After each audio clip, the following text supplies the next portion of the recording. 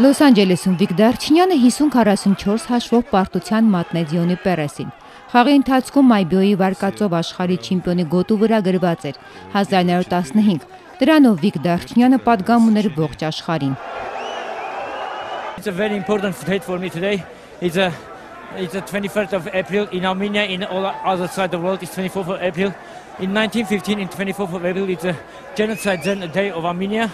I want all Armenians in the world remember this date. It's a very big date for all Armenia. 1.5 million Armenians.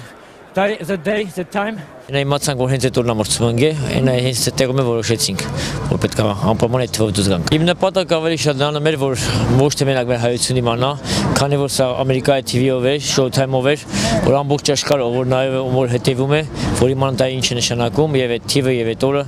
դա որ շատ մեծ օր է հայության համար եւ ցեղասպանության օրն է։ Խաղի վերջում ես անգլերենով սաղաշկարին նշեցի, որ